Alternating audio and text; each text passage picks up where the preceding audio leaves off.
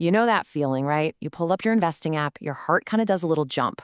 One day, it's bright green and you feel like a total genius. The next day, it's red and you're convinced you'll be eating instant noodles for the rest of your life. It's this wild emotional roller coaster. But what if we told you that number you're obsessing over, well, it might not be the one that truly matters? Seriously, it's a fair question.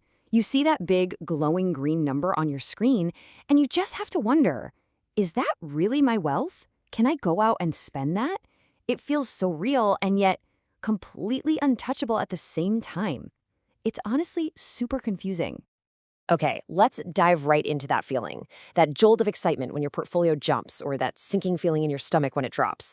That is completely 100% normal. Our brains are literally wired to react to those numbers because they have such a powerful emotional pull.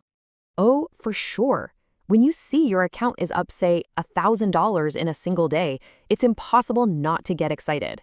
Your immediate thought is, wow, I'm literally $1,000 richer today.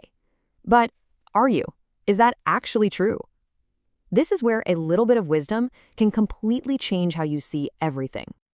So let's talk about a little secret that savvy long-term investors have known for like generations. It's a really simple shift in your mindset that acts like a calming tea for all that market anxiety. And it all comes down to two little words: paper profits. Yeah, there's this great story from an economist named John Cochrane. He remembered that whenever he'd tell his mom the market was soaring, she'd just casually say, "Oh, those are only paper profits." Now, it sounds a little dismissive, but it's actually this incredibly powerful secret to financial peace. The whole idea is that a gain isn't real until you actually sell and the cash is in your hand. So, what does that actually mean, paper profits? Why isn't that $1,000 gain real money I can go spend? This is where we need to learn how to separate the day-to-day noise of the market from the true value of what you own. To really get this, we have to understand the huge difference between a stock's price and its payout. The price is just what people are willing to pay for it on any given day, but the payout, that's the actual cash the company is making and sharing with you, its owner. And to make this super clear, let's use a much cozier metaphor. I want you to just forget the cold, blinking numbers on a screen for a second. Instead, imagine your portfolio is this beautiful, thriving garden. You're not a frantic day trader, you're a patient gardener, carefully tending to your little plants and just waiting for the harvest.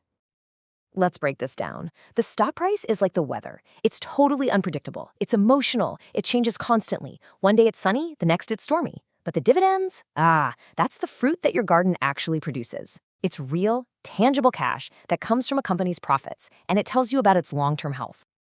Exactly. So if you're in this for the long run, you're not trying to guess tomorrow's weather. You're trying to cultivate a garden that produces a steady, growing harvest of fruit year after year. The daily price swings are just noise. They're a distraction from what really truly counts. Of course, some gardens grow in other ways, right? Like a tiny sapling getting taller and stronger over time even before it gives you any fruit. But the principle is the same. Focus on the real, steady growth, not the daily forecast. Okay, that makes so much sense. Focus on the fruit, not the weather. Got it. But if it's that simple, why does seeing the price drop feel so awful? Like physically painful? That's a great question. And the answer is all in our heads. It's about our psychology. Yep, there's this whole field called behavioral finance, and it's shown that we are definitely not the perfectly rational robots that old school economics thought we were. Turns out when it comes to money, our brains have a few built-in, let's call them glitches or cognitive biases that can lead us down the wrong path. And here is the big one. It's called loss aversion. Some really groundbreaking research by psychologists Daniel Kahneman and Amos Tversky found that for our brains, the sting of a loss is way more powerful, about twice as powerful, in fact, as the joy of an equivalent gain. To put it simply, losing $100 hurts about twice as much as finding $100 feels good. It's this crazy emotional imbalance, and it's the exact reason why a market dip can send us into a full-blown panic, while a market rally just feels kind of nice. And the second glitch is something called mental accounting. This is just our brain's weird tendency to put things in separate little mental boxes. It's why we're so often afraid to sell an investment that's losing money. The moment we hit sell, we have to realize that loss. It becomes official, you know? And that just feels so much more painful than letting the paper loss just sit there. Okay, so we know our brains are kind of working against us here. How do we fight back? How can we actually retrain ourselves to be that calm, patient gardener and stop freaking out about the daily weather report? All right, here are 3 simple, totally actionable steps. First, and this is a big one, check your portfolio less often. Seriously, stop watching the weather forecast every hour. Once a quarter is plenty. Second, shift your focus. When a dividend payment lands in your account, celebrate that. That is your real harvest. And third, always remember why you're investing in the first place. Is it for retirement? For freedom? For your family's future? Keep that goal front and center. And remember this, you are not just gambling on some random ticker symbol on a screen.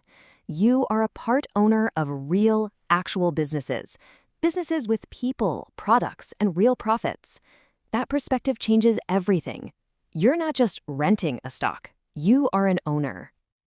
And when you zoom out, this whole idea of ownership connects to something so much bigger than just your personal portfolio. It's really about taking part in this grand shared project of our economy. There's a quote from Larry Fink at BlackRock that just nails it. When people own a piece of the economy, they don't just benefit from growth, they believe in it. Ownership creates connection.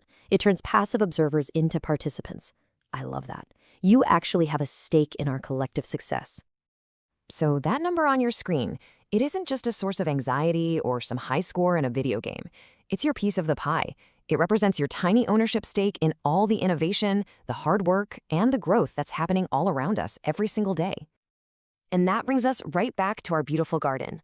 By ignoring the daily weather and just focusing on tending your plants, you give them the absolute best chance to grow strong and healthy. So the real question isn't what's the weather going to be like tomorrow? It's over a lifetime, what amazing, delicious fruit will my garden grow?